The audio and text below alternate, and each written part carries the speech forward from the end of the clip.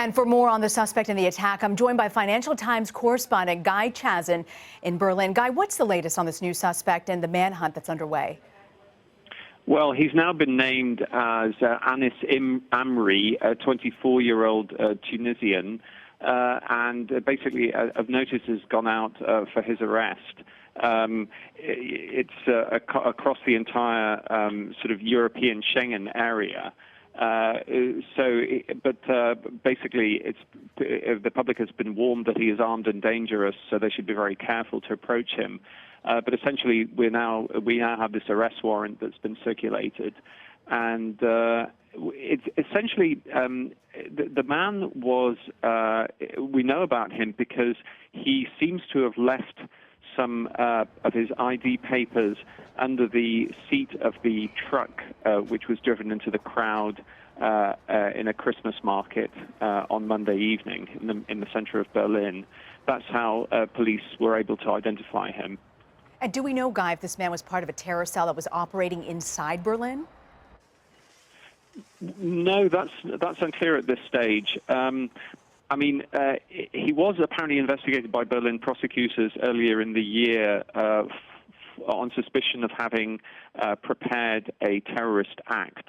But there's not that much else known about him apart from the fact that he does seem to have been linked to a jihadi sort of ringleader called Abu Wallah, who had a network of sort of jihadi sympathizers, which was broken up by the German authorities in November, and Abu Wallah himself was arrested. So he is linked with these jihadi sort of Salafist organizations operating within Germany.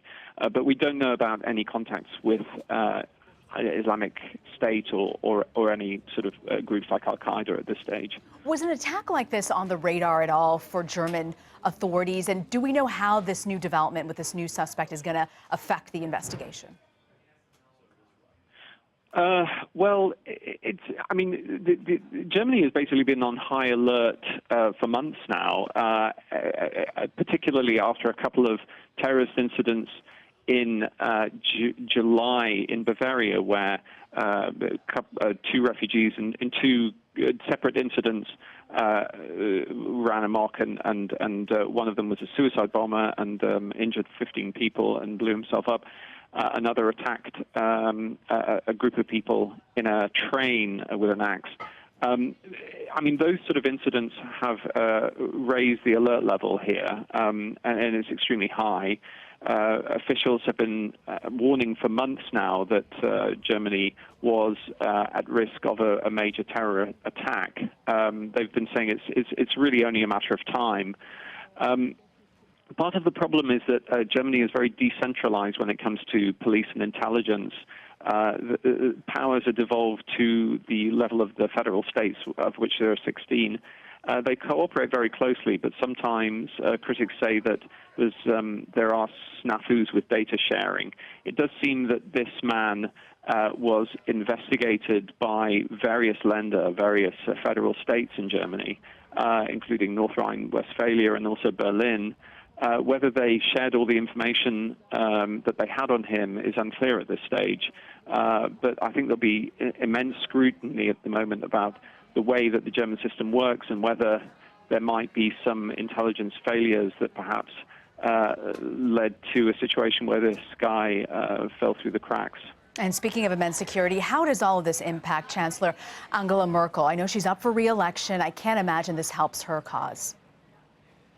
No, it doesn't, because people have been saying now for basically a long time that she's compromised Germany's security by allowing in so many migrants from the Middle East. And, the AfD, the Alternative for Germany, this right-wing populist organization, has been very forthright in criticizing her for that. I mean, one of them tweeted on Monday evening that these were Merkel's dead. And he earned a lot of criticism for that. But it is the case that many people say that by allowing so many undocumented, unidentified refugees into the country, many of them without passports or any kind of form of ID, that she has created a headache for German security authorities and intelligence agencies. So she's going to come in for a lot of criticism as we head into the election campaign. That's definite. Guy Chazan with the Financial Times, thank you. Thanks.